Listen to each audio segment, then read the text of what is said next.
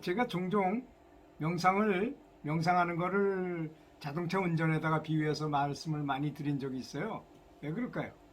이게 가만히 보니까요. 우리 뇌세포나 뭐 뭐든지 운동신경이나 또는 명상의 진보나 또는 하여튼 뇌세포의 특성상 어떤 자극이 일정하게 계속 줬을 때 어떤 양이 차야만 작동하게 돼 있다는 거죠.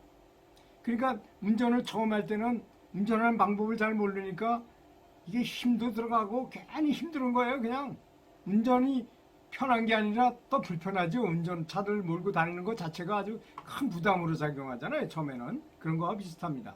또 물을 끓일 때도 마찬가지입니다.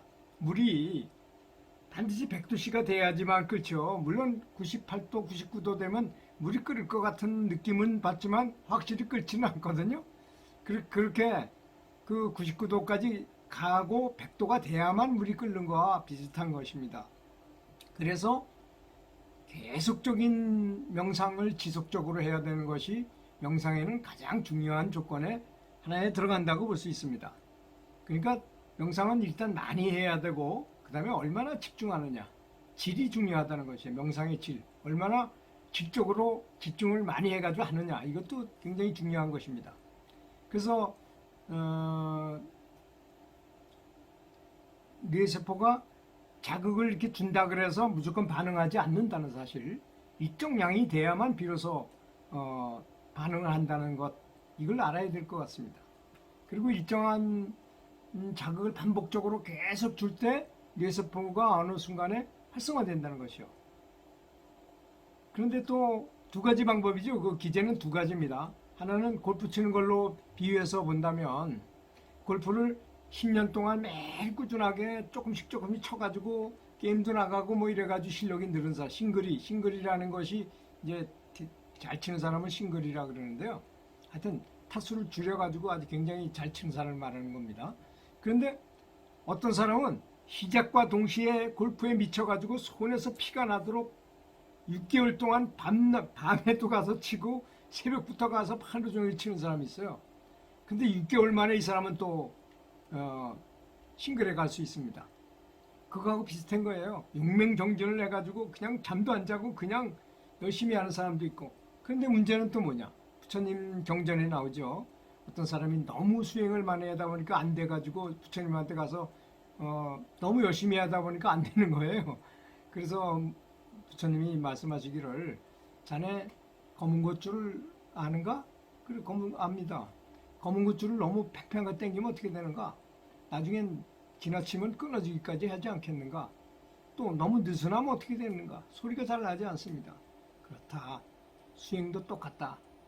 음을 딱 맞춰가지고 딱 중도를 딱 해서 계속적으로 해야 되는 것이지 그렇게 지나치게 많이 해야 되는 것이 아니다. 이런 말씀을 하셨습니다.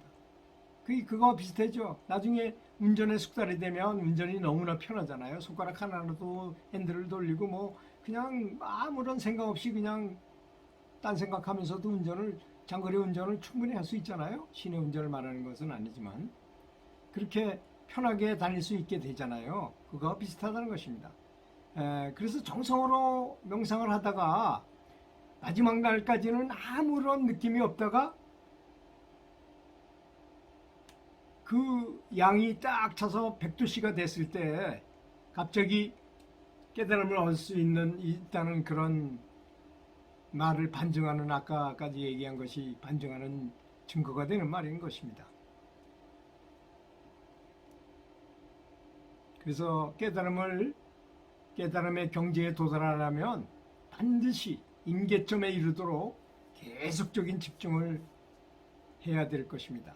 어떤 날은 명상이 아주 잘 되는 날도 있고 어떤 날은 정말 명상하기 싫을 정도로 아주 굉장히 명상이 잘 안 되는 날도 있을 것입니다. 그래도 계속 즐거운 마음으로 마음을 바꿔서 명상하는데 최선을 다해서 계속적으로 양과 질을, 그래서 양을 먼저 많이 모아서 나중에 양질 전화의 법칙이라 해서 양이 질로 바뀌는 때, 그런 때 또 100도가 돼서 물을 끓이는데 100도가 돼서 물이 드디어 끓듯이 그 양을 채워서 어느 단계에 오면 반드시 깨달음이라는 큰 선물을 받게 되는 날이 올 것이라고 믿습니다. 감사합니다.